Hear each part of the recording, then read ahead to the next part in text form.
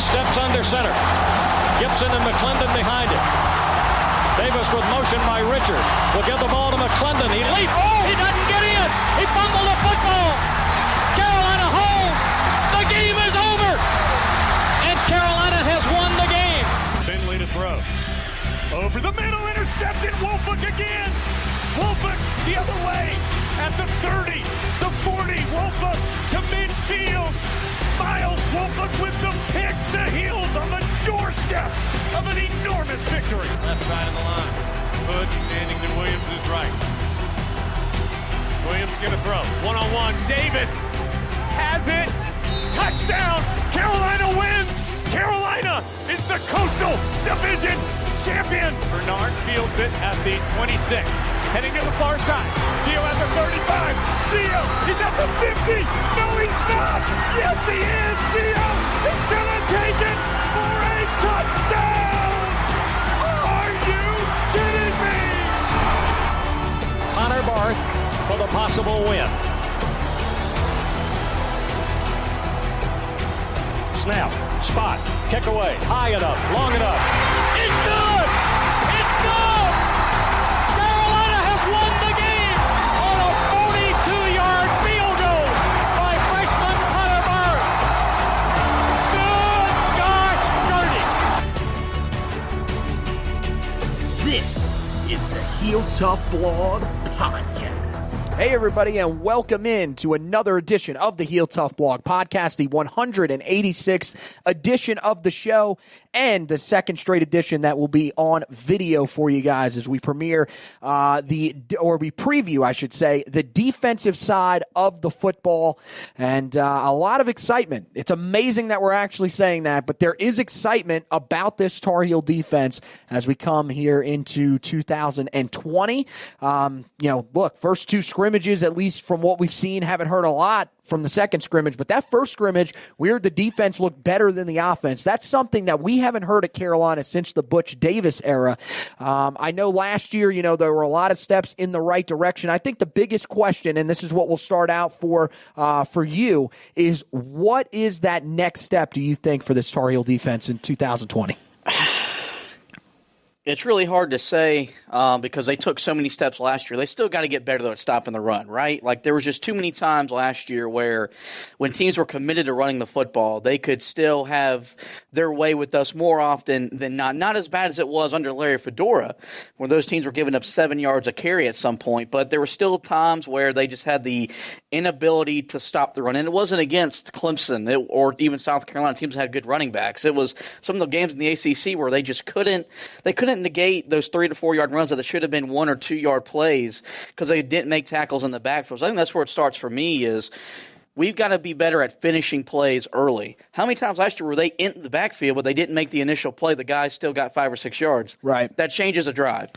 And so I thought Jay Bateman did a good job last year getting them in position to make plays. They just didn't finish them as early. But towards the end of the year, you look at that 3-game stretch where they won the final 3 games, that was the kind of Jay Bateman defense we expect to see moving forward in Chapel Hill.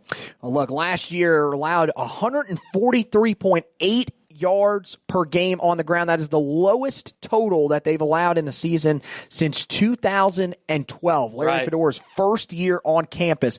So it was a huge step in the right direction. I agree with you, especially early on in the season. There were some teams that were still able to run the football very successfully against Carolina.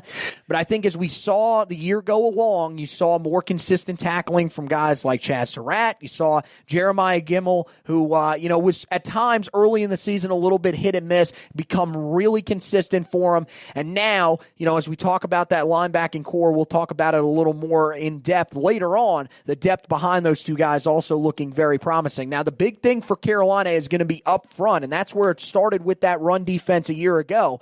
You had one of the best, actually graded out as the best interior run defender according to Pro Football Focus a year ago, Aaron Crawford. He is gone. Carolina now has to find his replacement in the middle. The belief is that it will be Jaleel Taylor, but another other thing that we've heard a lot of so far here in the offseason, and something that we're probably going to see a lot of as we go throughout the regular season, is that Carolina is looking to move a lot of different guys around on the defensive line. Raymond Vohasek now above 300 pounds. Tamari Fox has been rotating in at nose tackle as well, all along the defensive line. All three positions so far is what Mack Brown has said he's been playing so far in the fall. So I think for Carolina, while they might have one, they want to find that one name to take over in the middle, Jaleel Taylor, Clyde Pender, whoever.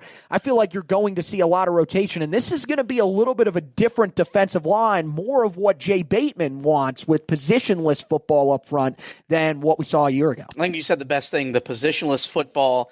Position flexibility might be an even better term to say, where you have right. guys that can play all three spots among the front. You mentioned you're losing Aaron Crawford, and that's a big loss. Best interior run defender in the country last year. But you're also losing Jason Strowbridge, who Mack Brown said early and often last year, he will be better in the NFL than he was here, but he's still a big loss for Carolina and for Jay Bateman. Raymond Vohasek had the great finish to the season, really saw him kind of shine in mop-up duty, and then he had some big plays in that win over NC State. And that's what we're kind of expecting to see from him, is him be more consistent. And then you got to look on the edge where you said Tamari Fox, but for me, I think Timon Fox has got to be a guy that takes a step forward. He had the big game against Miami, but then from the rest of the season was inconsistent. We need him to. Right. You can't expect 3 sacks a game. I'm not asking that, but he was a guy that lived in the backfield that didn't make those plays I was just talking about. That'd be amazing, right? Yeah, that's a guy that has the talent, has the size to be a force in this conference to make big time plays. We need him to be that kind of player this year. I mean, I think he's shown a lot of flashes, like you said. Consistency is the big thing for Timon, and it stinks because we were talking about the same thing a year ago. Now, last year, I think he was more consistent than he had been any year of his career. This year, I mean, we've heard it again from Mack Brown in the offseason. I mean, the focus has really been on Vohasek and his brother Tamari, because I think that they were a little further behind than Timon was. But we've heard that Timon has stepped it up. We've heard that he's become a leader for this team. And I think, the consistency is the big thing. I'd like to see him get to that 10-sack mark. Now, again, that's not something that we should be saying, okay, we need at least one guy year in and year out to get to that mark, because it's been how long since we've seen a guy get to that mark. I believe this is just going, I don't have the stat in front of me. If I had to guess, I would say it's Kareem Martin was the last guy that had double-digit sacks. That sounds about right. For this team. That's how long it's been. So you want to see him get to that point. But the other thing is that if he doesn't get to that point, we're going to see a lot of rotation on this team this year. Another thing that was talked about, he plays that rush end position. Not only has he played great, Tyrone Hopper has apparently looked really good. He's going to earn a role. He will play at least a decent amount of reps this season, which is great considering that, when we saw him come out of high school, we thought, okay, this guy has the potential to be something. He's quick off the edge. He put on the weight. So we were figuring, okay, this guy could be a force off the edge for Carolina.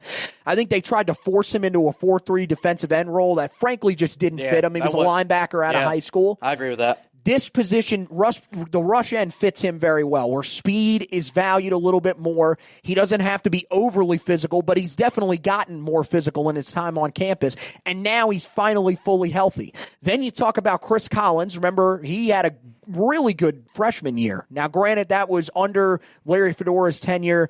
You kind of had to, look at every guy. I mean, that might have been a product of everybody else was so bad around him that we thought he looked that good. But I thought he had some very encouraging, showed some very encouraging stuff. Then last year ends up redshirting to sort of add a little more weight, learn the defense a little bit. Now he's back in the fold as well. And we've even heard that Chad Surratt could play some rush end because they love his pass rushing ability so much that they feel like he'll be utilized better off the edge than having to go through the middle as an inside linebacker and pick through guards and offensive tackles with better leverage. So, that's the thing is that, for Timon Fox, I think you've got to kind of temper your expectations a little bit. The thing is that we want to see him consistently in on plays when he's on the field. There will be rotation, but when he's out there, we need to see him step up and be the leader and really help on containing that edge and not letting rushers get to the outside. That was still a problem at times last year. The interior, I thought, was a lot better. I thought, with Crawford in the middle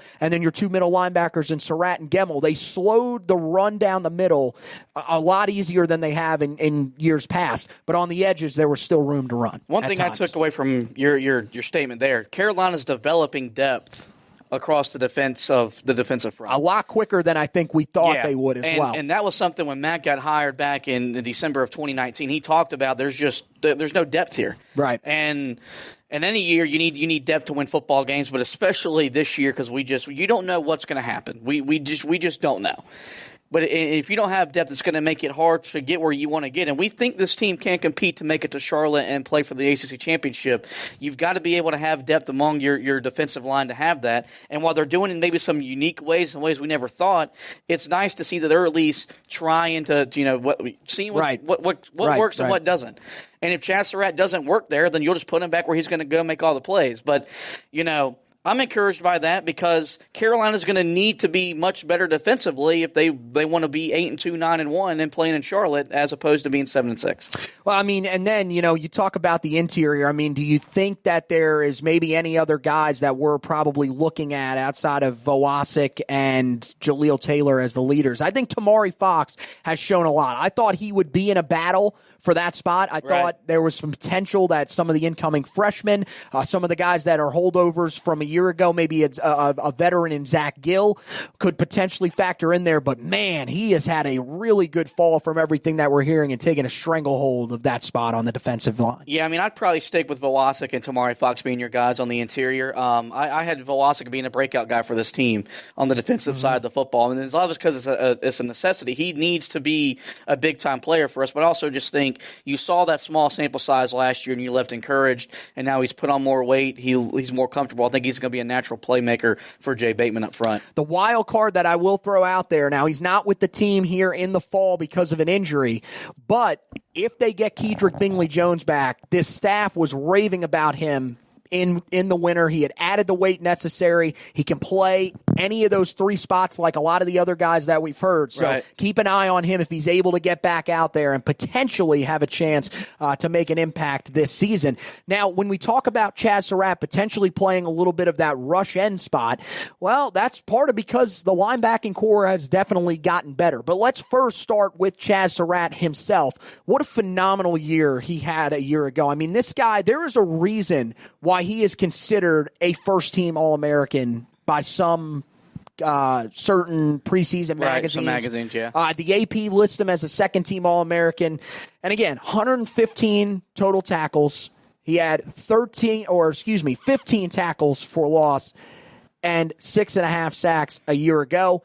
Not to mention, of course, the one interception that we will always remember against Duke, and had 2 pass deflections, showed some ability to get out and cover. This guy can do it all, and I think it just has us asking the question, why in the hell was he not playing linebacker before last year? Because I'm still stunned by just the transition. To think that, remember, the last time before last week that we had done a video show, we were on air talking about how we could be in trouble with Chaz Surratt having to start. Now we're talking about him potentially being the best NFL prospect on this team. I don't even think it's a question outside of course, Sam Howell. Right.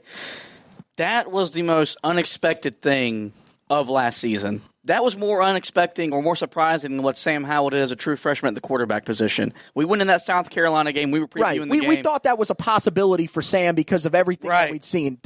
No one on planet Earth had that for Chaz Surratt. Nobody saw that coming. We were in the stands, and I just saw the guy that is a football player, and that's the ultimate compliment. He can just play. He can play the game. We said it to each other during the first quarter. He missed a couple of tackles, but the rest of the team they were really struggling out of the game. Right. They couldn't tackle in open space. I mean, South Carolina was able to drive down the field, but we said it to each other at the end of the first quarter. Right now, he might be our best defensive player on the field. He was everywhere, and that was a preview of what was supposed to come over the next 12 to 13 games, where he became a star, a force to be reckoned with within the ACC. Remember the game against Clemson? He got a sack on Trevor Lawrence. That was his breakout game. I thought he was fantastic in that game. And so, I mean, it was so much fun watching him play. Just a guy that, did what he needed to do to transition from playing quarterback to playing linebacker. I can tell you why he went playing linebacker, because Larry Fedora wasn't smart enough to move him to that side of the ball. Even though he played both sides of the ball in high school, it never entered his mind. He's a hell of a player, and he's going to be a leader of the defense, and it's just, man. I mean, we entered last year thinking Jeremiah Gemmel was going to be the guy that was going to really break out and take over. And he did. He had a really good year. He had a good year. Ago. Right, but right. Chaz Surratt overshined him because he was everywhere. Well, let's talk about Jeremiah. I mean, look, he had a fantastic year a year ago as well, really kind of forced into that role because of the lack of depth there. There were some things that we really liked about his game, but, man, he really showed out last year. A volume tackler in the middle, exactly what we thought really was, just a force to be reckoned with at times in the middle of that Tar Heel defense right alongside of Chaz Surratt. Now, I think the biggest thing for him, he still has to get a little bit better in pass coverage. That was the one area where he struggled in the middle of the field. But other than that, this is a guy that if you're going to take another step forward when it comes to slowing down the run, you feel like this is another guy that can help you. And last year, 84 total tackles, 7.5 for a loss, and 2.5 sacks. I just think with all the other guys that were standing out, he kind of gets forgotten about a little bit, especially because of Chaz Surratt, as you mentioned. But, man, what a fantastic year for Jeremiah Gemmel. Yeah, man. I saw, it might have been our good friend Jacob Turner putting some stuff out about him the other day and just about like his journey and all that. And just how much he's progressed. And last year, like you said, 84 tackles, 42 solo, 42 assists, and 7.5 tackles for loss. You can't argue with those numbers. That's very good production at the college level. Mm-hmm. But I do agree, if Carolina's going to be better stopping the run, he's going to be a part of that. Right. And he needs to be. If Carolina's going to get that number, really, 143 ain't bad, but I guess you want to be about 120. You'd feel a little bit better if you could hold teams to about 120 a game. And so if he can be a big part of that, man, it's just you're going to feel so much better because you're good on the back end. The questions that you have are in the front seven. They're not. It's mainly more depth more than anything.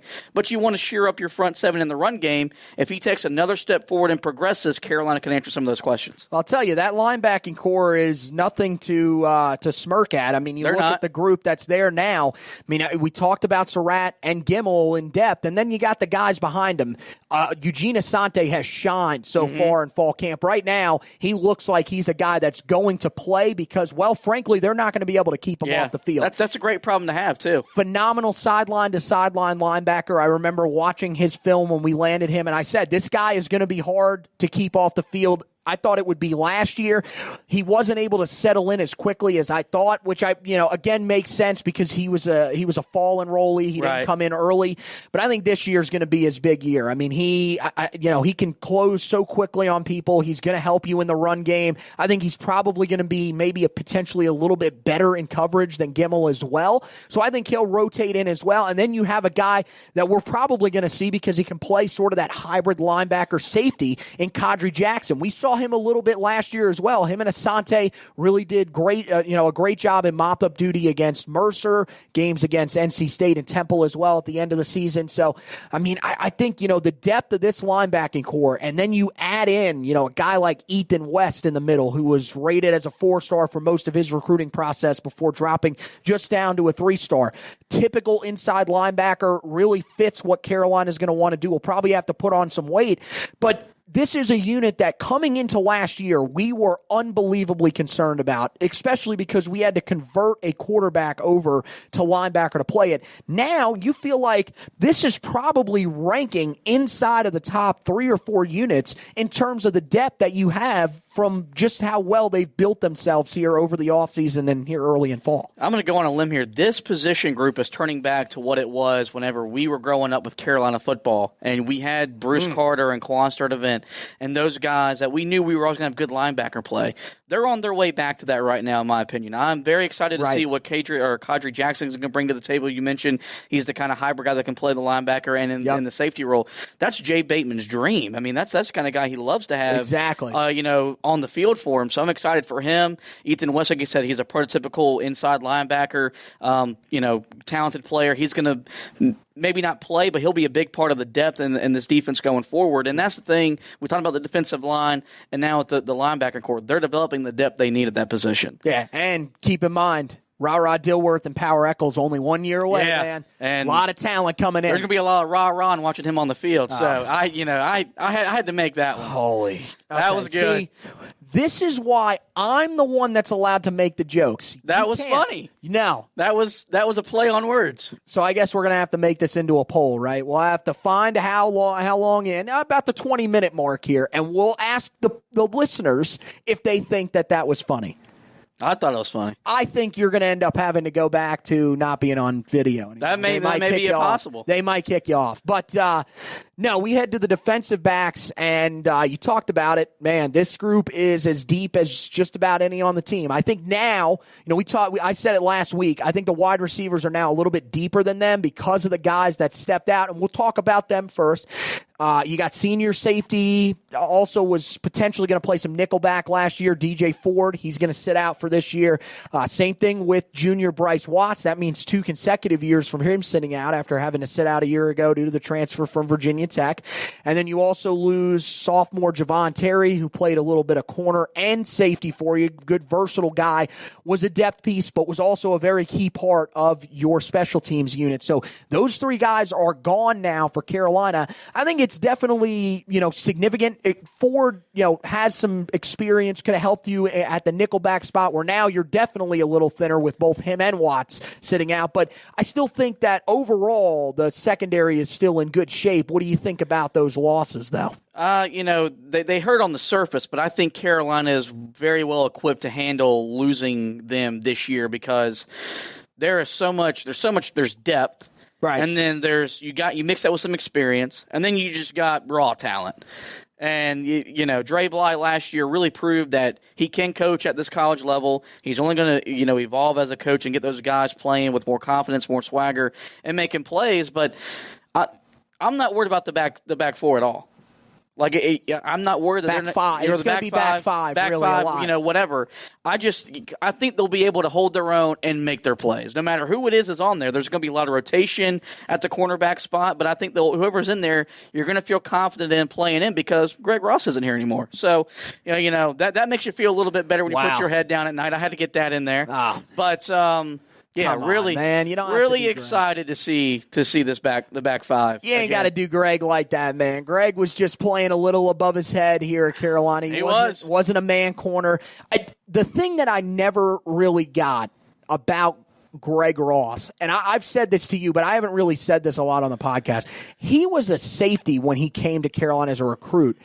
I don't understand where the move to corner made sense. I thought he picked it up as he went along and became a serviceable corner. But you could tell at times that he was just overmatched. He didn't have the coverage background to know how to handle himself, especially when we started going to one-on-one coverage last year. Once you got deeper into that secondary last year, you could just tell that some of the guys just were not used to playing man coverage like that every single snap. And it really started to show. But this year, look, everybody is healthy, at least as of right now, and you feel very confident. Yeah, you feel very confident about the group that's coming back. You got senior Patrice Rene back after tearing his ACL. Look, 2018, he was one of the top cover corners in the ACC. There's just no way around it. The stats show you that he was really that good. And even early on last year, very encouraging, and he's looked good in fall camp. Then you have Storm Duck, who, look, we thought, okay, we saw him in the spring game. He had the interception. We're thinking, okay, it's a spring game. Let's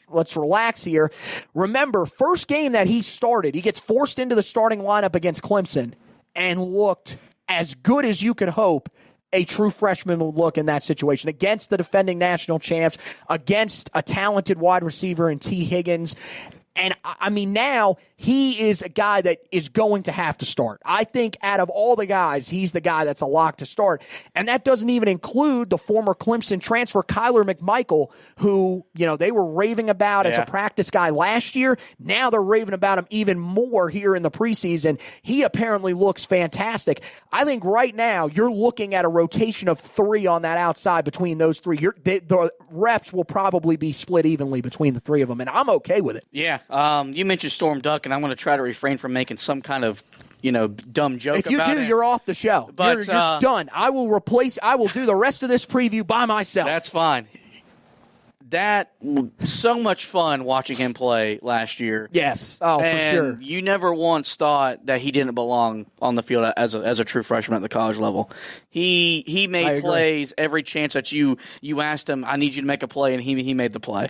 And I'm with you. I think he's a guarantee starter. I think he's going to be a premier cornerback, not in the ACC, in all of college football, but by the time it's all said and done, that's how much confidence I have in him. You mentioned Patrice Rene coming back from injury. He's going to, provide the leadership skills that you need in the secondary. He's emotional. He's a senior. He loves playing for Mack Brown. He only played 2 games for him. And then you mentioned the transfer from Clemson, Kyler McMichael. A lot of talent. You saw it last year. Now you're going to see it again. This is why you feel so good, because you have so many options. So even if you suffer an injury, God forbid, you're still feeling okay. You're not going to feel bad if one guy gets hurt. And last year that happened, and you're still able to hold your own. It doesn't even talk about guys like Tony Grimes, who's coming in, right. An extremely talented true freshman that has looked good, but again, looks younger than most of the guys in camp, and that makes sense. He's enrolling early from high school. This guy's supposed to be a senior in high school, and he's at Carolina right now trying to compete for reps at starting corner. You got to admire that too. For sure. This guy gave up his senior season and may not even get snaps, but he's got that kind of competitiveness. He'll get snaps. Yeah, he'll be out there. How many snaps are we talking there? 5 to 10? Or are we talking 15 to 20? I think it'll be a little, probably around that range. There were people that thought when he came in, okay, he's going to start. That's not going to happen. That would have been as shocking as you and I getting girlfriends. Oh, jeez. Wow. That just showed the awkwardness right there. I think he's a rotational guy, but he'll get his chances. Uh-huh. And again, you are going to see guys that are going to have moments where they're going to get banged up. That's our secondary has been that way for years. It's football. I think it's going to end up being like that again this year. And even if not, he's got to prepare as if he is going to eventually have to take reps out there. Mm-hmm. Also could end up playing at nickel. We don't really know, because the depth at nickel is not nearly as strong as the depth at cornerback. But, you got DeAndre Holland still on the outside as well. He got some experience last year, is apparently, taking another step forward this year. And then, you're even talking about guys as you go deeper.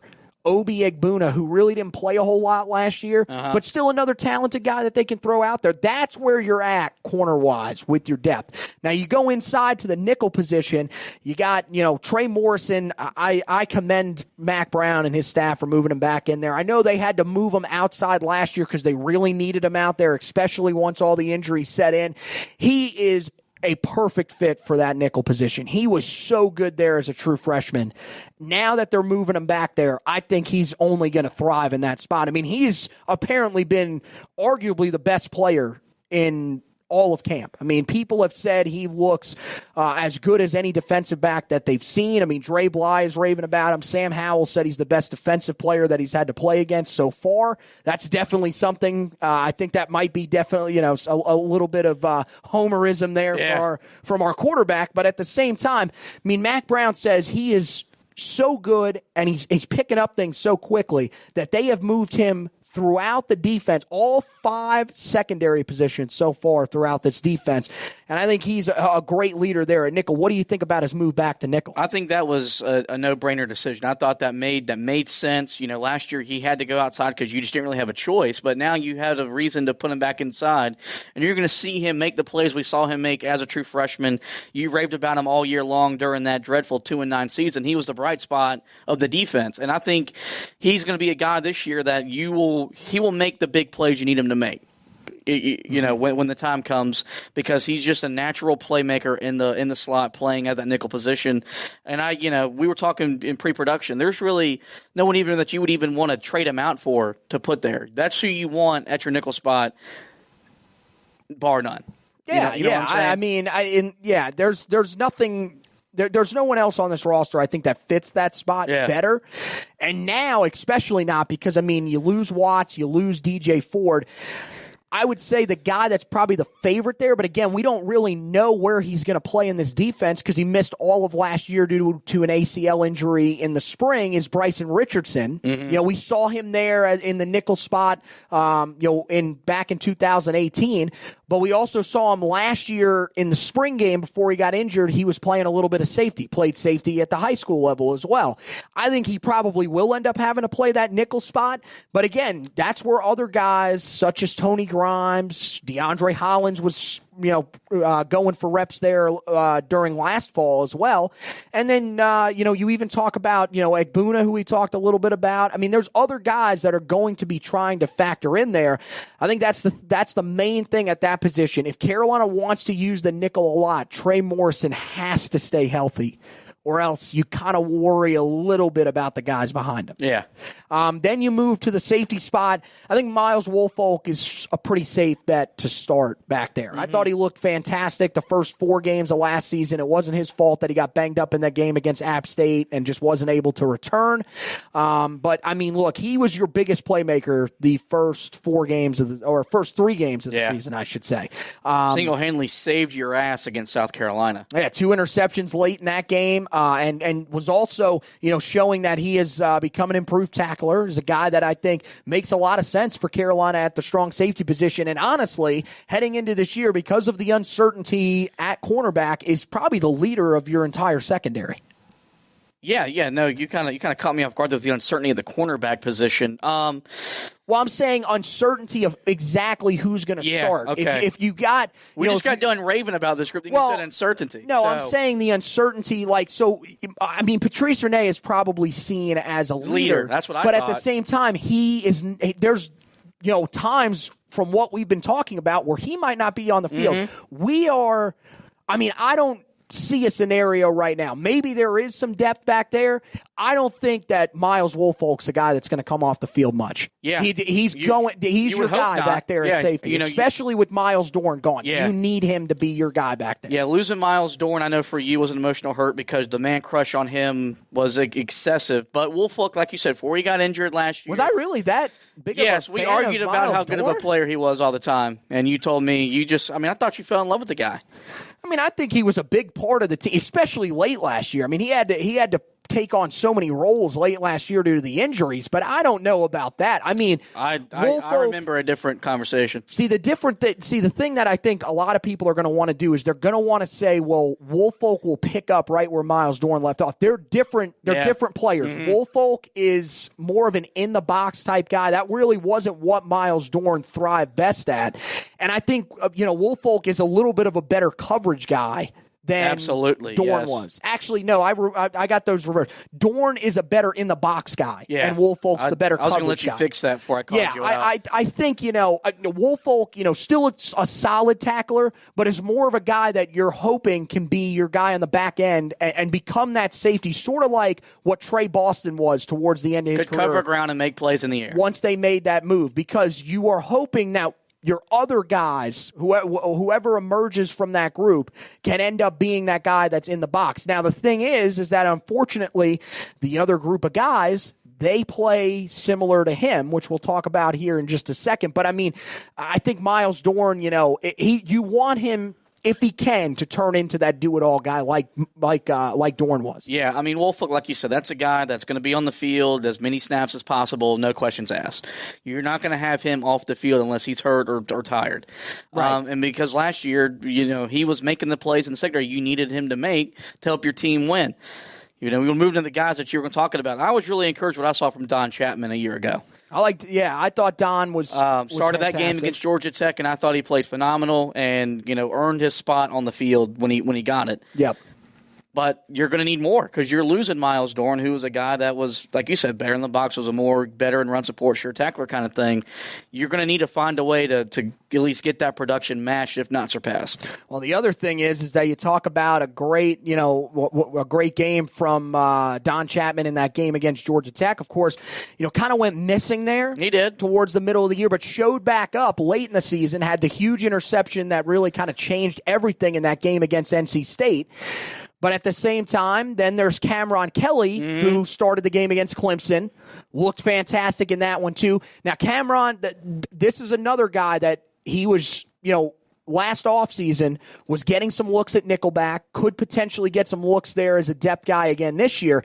But I don't think we can count him out to potentially start at safety this year for Carolina. I think it's probably right now him and Don Chapman that are battling for that position. Yeah. I think those are probably your best two options there. I just don't think there's a whole lot of separation there because I think both guys showed us some really good stuff in the limited snaps that they took a year ago. Yeah, I mean, I totally agree with that. Cameron Kelly came over, from Auburn, a lot of talent.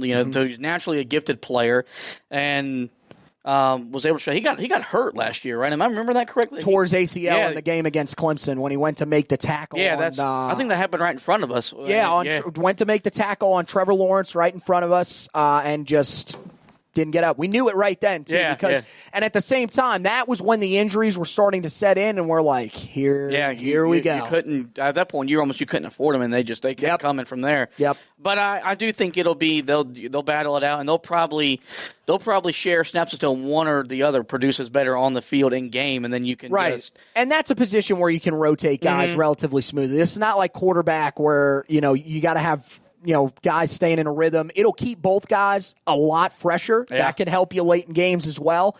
And then the other thing is that, while we're talking about those guys, there are some guys behind them lurking that want that job and are competing well for that job, including headlined by true freshman Jaquarius Conley. We've heard he's been all over the field. He was a guy that at the high school level, the reason he was a 4-star was because of his ability to go up and get the football, create turnovers. That's something that Carolina's looking for. They need that. I think that, because of the experience in the system, the other two guys are probably a little ahead of him, but I wouldn't be shocked if him, maybe even Cameron Roseman Sinclair, if they think that, Miles Woolfolk maybe isn't as far along as an in-the-box guy as they need him to be, maybe Roseman Sinclair can come in there because that's what he did at Myers Park. I mean, I look at him, I'm one of the only guys that probably thinks this. If he puts on enough weight, he's a good enough in-the-box guy that you could play him as a hybrid safety linebacker. So I think those are two names that you could possibly have to keep an eye on. And another guy, this guy's not talked about a lot, but he has started to show up on some of these talks that Mack Brown has been having with the media. We forgot about him. He was a big part of last year's recruiting class as a 3-star. Don't sleep on Giovanni Biggers. He really, I think last year, people kind of forgot about him because you saw Cameron Kelly, you saw John Chapman, both true freshmen, get on the field. We didn't see him get on the field, but don't be shocked. I'm not going to say he's going to start, but I think he's definitely going to have a bigger role. I was going to make it. There you go. There we go. And it's easy to see why you overlooked him. He only had 4 tackles, 1 solo, 3 assisted, but big special teams guy though. That's a key for him. He was a big part of the special. That's where he got the 4 tackles a year ago. So I love being here and encouraged when we have incoming talent that could push these when guys. We're just listing names off, like the depth and talent. That just makes me happy because we didn't have the underlayer Fedora. How many times did we have incoming talent that we were like, man, they're gonna press starters for playing time. He would talk about you want to have competitive depth. He just talked about it. Mack Brown and this staff has been about it. They've done it. There's competitive depth on this roster from top to bottom. Well, I mean, it got outside to of quarterback position. It got to the point late in the Fedora era that if you had a guy go down to injury, you were pretty much done. You're putting walk-ons on. I mean, you had guys that, and again, look, with the walk-on situation, and it worked for Jeff Schottmer and Mac Hollins, but. Cole Holcomb. Come on, man. I wasn't done. Cole's a standout in Washington right now. I mean, that's the thing. It worked with certain guys, but they tried to make it work so many times that there were times you just got burnt. And eventually, the talent just ran out. I think that was one of the other really big things. And one of the things that we still don't know a lot about Mack Brown, we're going to have to learn, but we're feeling encouraged about, is when they would get the talent in, they wouldn't develop it the right way. No, I'm not concerned about it either. Because I think if they ain't developing the talent, he'll fire him. Well, and see, the other thing is that the national pundits talked about that at Texas. I think it's different because of the level of expectation at Texas. But also, I think the talent he had at Texas from 2010 before he left was the same talent he had from 2005 to 2010. I also don't think the staffs at the end at Texas were nearly as good as the staff that he has in place now. Because they all became head coaches. Right. He was scrambling to try to find replacements. Really just got stuck with guys that I think were a little, above They weren't water. ready for a coordinator positions at Texas with the expectation. Right. Exactly. And I think that's the biggest thing. I'm with you. I'm not really that concerned about it from what he's shown us early on, but that is still a concern. So we did the defense. Now we're going to do special teams here because we're going to wrap it up. We're not going to do a whole show on special teams. Okay. But, when that's you my talk, specialty. Oh, Jesus Christ. Yeah, you're definitely getting replaced on this show next week. When we talk about the special teams unit, this was the one thing that, despite all the positivity, this was a position that Mack Brown was very hard on in the offseason. He fired special teams coordinator Scott Boone, brought in Javon DeWitt, and now, there's still some uncertainties here. Noah Ruggles, Grayson Atkins going back and forth, battling at the kicker position. Of course, Atkins coming over from Furman as a transfer, had a really good FCS career. But, from what we've heard from Mack Brown, still looking for some consistency out of both guys. I thought, he got so much hell from people around the program last year, mainly the fans. I thought Ben Kiernan was good last year, especially as a true freshman. I think he's your guy, a punter. I don't think there's any question in my mind that he's your guy. Now, the depth behind him is questionable. Jonathan Kim is more than likely going to have to move over and be his backup at punter because you just don't have anybody else there. And then the return game, still some concern there because Michael Carter last year really didn't thrive. And the punt returning, man, Daz Newsome took a huge step back from the year before. But, at the same time, it still feels like Mack Brown is encouraged by this team, and it's mainly because they've added more speed, which helps them with the coverage units, another area that they needed a lot of help with last year. It's very rare you see a special teams coordinator get fired after 1 year, which shows you the displeasure Mack Brown had with the coach and the way his position performed. Yeah. Because he was also the outside linebackers coach, and we don't think that was the problem. Right. We just discussed how successful they were. But, look, it's tough for Scott Boone coming in, too, especially when you've got to transition over. You've got, guys that fit one system, guys that fit another system, so all different body types and everything. It was tough, but Javon DeWitt was a fantastic hire, I thought, for Carolina. And Mack was not very shy last year when Ruggles would miss kicks about getting on him publicly, and he even trotted out Jonathan Kim. I think was it the game against Duke? He did it in the game against Duke. Jonathan Kim kicked one time, and came up about 3 or 4 yards short, and Noah Ruggles came back. And it was very either wide to the right or wide to the left. I don't remember exactly. Now, here's the thing about Jonathan Kim, because people have to realize Jonathan Kim was a fantastic kickoff man last year. He was. Remember, early in the year, Michael Rubino, the senior transfer from App State, handed the kickoffs. When Jonathan Kim came in, that was part of the reason that the coverage units were so much better, was because you were getting so many more touchbacks. Rubino was putting a lot of pressure on the guys to get down there and make tackles. So while Jonathan Kim didn't have the success kicking, he was very good in kickoffs this year. I just don't think that he's your long-term solution at kicker. It's got to be Ruggles or Atkins. To me, it's got to be Atkins. You went out, and I believe he's got to be a scholarship guy. recruited him. Recruited him. He came over in the transfer portal from Furman. This guy was an FCS All-American. Yeah. This has got to be your guy, at least from deep. That was what his specialty was when he was at Furman. Believe it or not, he was a more accurate deep kicker than short kicker. So I think I've talked about it a lot this offseason. I think there's a good chance that you could see Ruggles handle short field goals and Atkins handle the longer field goals, but we need consistency from both. I'm not, I think Ruggles will be fine because he was good from short range last year. I'm a little more concerned about Atkins because, well, frankly, I just don't know as much about him because I wasn't tuning into Furman football games too often. But that's a position they have got to get figured out, especially if, and we hope, we talked about this last week, we hope it's not going to happen. We feel a lot more confident this year, but if they struggle again in the red zone, they have got to have a kicker that can help them win games. They got to get better in the kicking game, but also, if you're scoring touchdowns, you don't got to worry about it. They got to get better in the red zone. Right. I think you mentioned something that I think we might have overlooked last year. They've got to be more dynamic in the return game. With the kind of speed and talent they got with the guys that they're asking to return the football, expecting touchdowns, stuff like that is a lot to ask for, but those short fields can just change the game in so many different ways that you just overlook when you lose the games, when you're having to go 70, 80 yards over and over again. It's hard to do, no matter how good you are offensively. So I think you need Michael Carter to get you some more returns. You need Daz Newsome to return to the Daz Newsome from the year before in the return game, to give Sam Howell in this offense shorter fields, to change momentum and stuff like that. I think that's something that we overlooked last year, and if Carolina gets better at that part, how much different does it make this team? Yeah, and I mean, look, we talked about, Daz Newsome, Michael Carter. Well, there's a guy behind him that, believe it or not, I would not be shocked if he ends up taking over one of those roles. Josh Downs, we have heard a lot about him. We talked about him a lot last week.